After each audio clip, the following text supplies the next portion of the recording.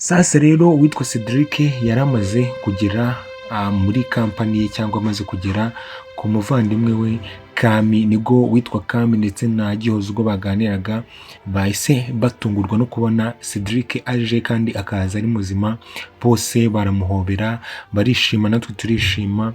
Bamubaza amakuru, nawe aravuga ati ntabwo ndi bubabwire amakuru menshi cyane, gusa ndaho ndamahoro, ibintu inzira ni nyinshi, inzira ni ndende, nzagenda mbibabwira gake gake, gusa ariko ikintu mbasabye mbihanangirije ni uko mugomba kutabwira buri muntu wese, cyangwa kutavuga yuko ngewe mwigeze mumbana cyangwa nageze ahangaha. Gusa ariko murabizi Gihozo byari ikibazo kuba none ari nawe umubonye. Gihozo ni umuntu utanga amakuru cyane kandi akayatangira ku gihe. Rero sinzi nimba ibi byo ari bubashe kubiceceka, kuko banamwihanangirije witwa Cedric aravuga ati rwose umbabarire nawe Gihozo, umbabarire ibi bintu Alisa ntazabimenye, ndakwinginze ntazabimenye. Akomeza kubabwira ati rero inzira yo yari ndende, gusa ko twe tumaze kubona yuko Cedric amaze kugera hehe, amaze kugera iwabo, bisa nkaho ari iwabo, agarutse muri kampani ye. Gusa ariko ikibazo yari afite cyari kimwe cy'impapuro yuko, kuko iyi kampani nubwo yari ayirimo ariko nta cyemezaga yuko ayifitiyeho ububasha. Aho ngaho rero twavuye turongera twigarukira hari uwitwa rwose inshuti ziwubanye neza, ubwo ndavuga Papa Alice ndetse na Sharomo. Ubwo Sharomo yari arimo kubwira Papa Alice, arimo kumubwira ati rero njye ndumva nyuma mfite gahunda y'uko ngomba kugurisha kampani. Ati namaze gushaka umukiriya, ndashaka kugurisha kampani kugira ngo nimara gukora ubukwe nzahita mfata umugore wanjye njye gukomeza n'ubundi amashuri hanze, tuhite twigira hanze. Gusa ariko witwa Papa Alice we ntabwo yahise abikozwe. Yavuze ati rero akenshi ugira inama umuntu uzi ko ugisha inama umuntu uzi ko ari bugushyigikira, ariko hari igihe atagushyigikira. Rero aribyo ngiye kukubwira, ndagira ngo ubwire yuko gukorera hanze ari ibintu bigoranye, bivunanye cyane. Yagiye amuha ingero nyinshi cyane zo kuko hanze yuko ubuzima bwaho bugoranye kurusha uko wakibera mu gihugu cyawe cy'u Rwanda, kandi ukiberaho neza, ukabaho neza utekanye, kandi akaba ari n'ahantu heza ushobora gukorera bizinesi mu buryo bwiza kandi burimo amahoro n'umutekano. Rero Shalom yakomeje kuvuga ati ariko nyamara njye ndumva ngiye nafata umuntu nkundana nawe nkamufata ngewe tukigendera. Gusa ariko Papa Alice we aramuhakanira cyane, amubwira ati ibyo bintu ntabwo ari byo, kandi mba nkugira inama nk'umuntu mukuru, cyane cyane ko uwitwa Papa Alice ataramenya amakuru y'ibyinshi nyuma ya Sharomo, ataramenya amakuru y'uburyo Sharomo yabonye kampani. Ibyo byose akaba atarabimenya. Rero kuba atarabimenya, ese namara kumenya yuko Sharomo iyi kampani atari iye, bizagenda bite? Se Sharomo we nyuma namara kwamburwa kampani ko ashobora no gufungwa, ubu se azabura ibintu byose nk'ingata imenye? Reka dukomeze dutegereze. Aho ngaho rero twavuye turongera twigarukira ahari uwitwa Cedric yari arimo kuganira na Kami mushiki we. Barimo kuganira, mu gihe barimo kuganira yari arimo kumubwira ati rero ndagira ngo nkubwire yuko ibintu byambayeho rwose nagahumira mu munwa nye, cyangwa ni igitangaza. Ati kuko aka kanya ni umuntu wa mbere ndimo gutekereza nkeka, kandi ushobora kuba urimo gukorana na Sharomo. Ndimo gutekereza Alice, sinibaza uburyo ibi bintu byose byaba byarahuriranye. Ushobora no gusanga ni ngombwa ngo Alice ushobora gusanga yarakoresheje ko mukunda, agavugana na Sharomo ngo bamushimute kugira ngo Sharomo anere ubwoba, muhe ibipapuro bya kampani, cyangwa muhe ibintu bituma nta burenganzira nongera kujya, cyangwa muhe kampani yose mu biganza. Ariko witwa Kami uzi Alice twese tumuzi aravuga ati Kami yarahangayitse, nako Alice yari ahangayitse, kandi ahangayitse cyane. Ntabwo niketse ko yakora ibyo bintu, nawe ntabwo wagakwiye kumutekereza gutyo, kuko ko nimba ari umuntu wa mbere mwibuke ko Alice yafataga umwanya akaza no kureba Kami akamubaza nimba na Cedric barabona. Ibyo byose none turabizi neza yuko na Cedric na Kami nako na Alice ari we watanze oda cyangwa watanze ikirego kugira ngo babashe gukurikirana Cedric. Ibyo byose nubwo batabimenya ariko niwe wabikoze. Tuzi ibintu byose turabizi, ariko bamwe muri bo hano nta makuru bafite. Rero aho ngaho twahavuye ubona neza uwitwa Cedric atarimo kumva atarimo kwemera neza yuko Alisa ibi bintu byose nta birimo, ariko ubona Kami mushiki we arimo kugenda abimubwira amwumvisha yuko Alice ibyo bintu atabirimo. Aho ngaho twavuye twigarukira kuri Gihozo ndetse nande na Shalomo arangije aravuga ati rero Shalomo ubu ngubu aka kanya ngufitiye inkuru y'igitangaza y'akataraboneka. Ubwo rero sinzi, arangije aramubwira ati gaho mbwira. Arangije aramubwira ati rero kare rwose nabonye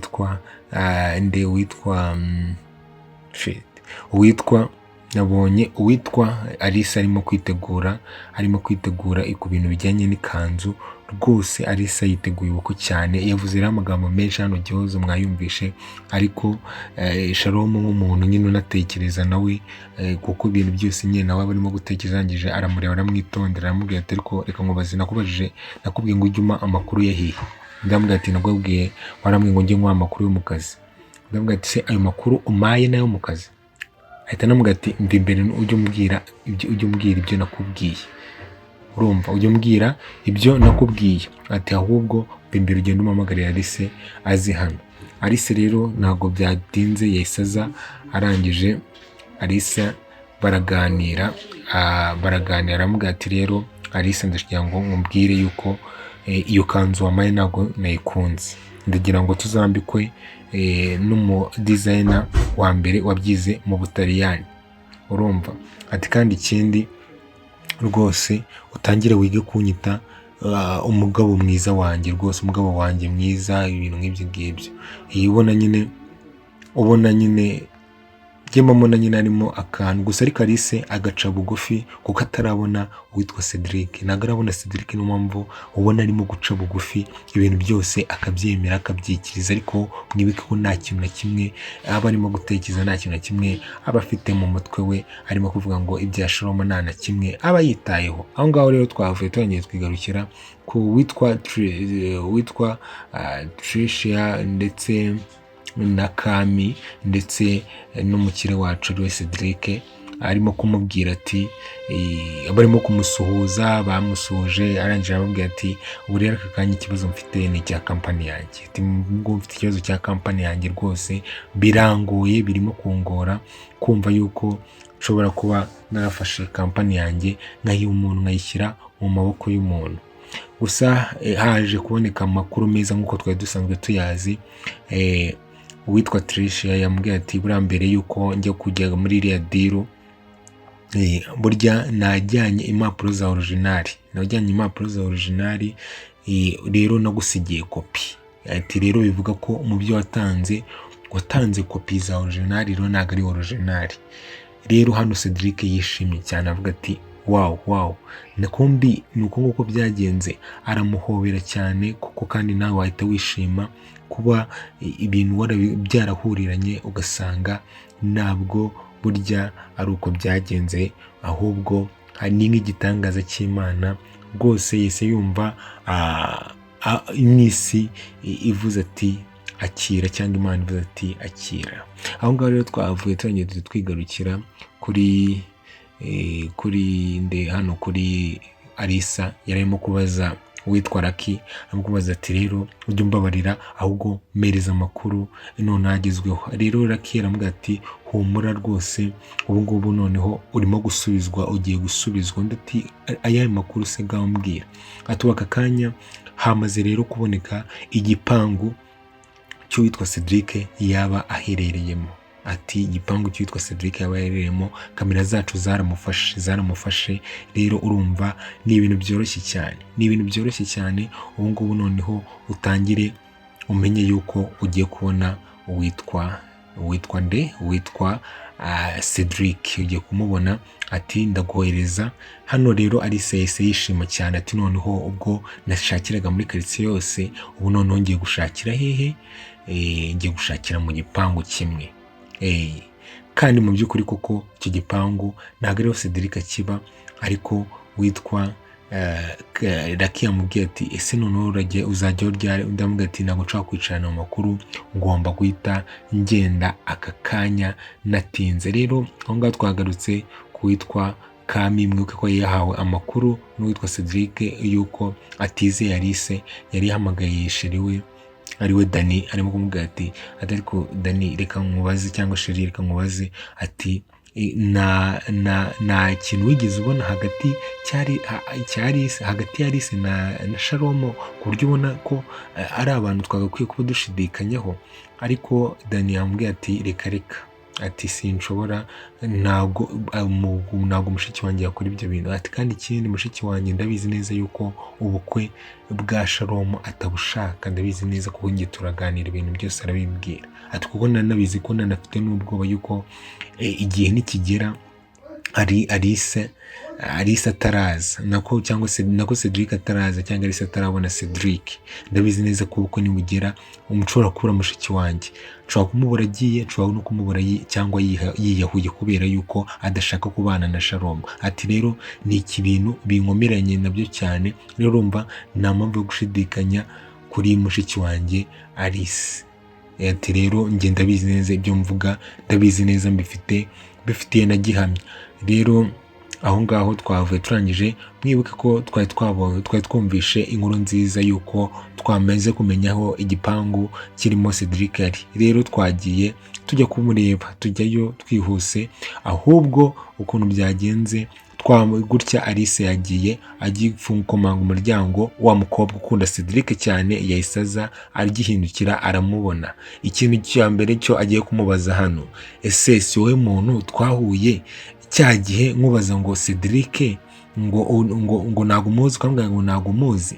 Ese uyu mukobwa we araza kwemera yuko Cedric yabaga hano? Ese uyu mukobwa we ukunda Cedric araza kwemera yuko Alice amutwara Cedric? Ese Alice we araza kwemera yuko uno mukobwa amutwara Cedric? Ese Cedric we muri bano bakobwa araza guhitamo? Ndetse iyi ntambara igiye kuba hagati y'aba bakobwa iyo muyiteguye gute? Mukomeze mugire ibihe byiza, umunsi mwiza.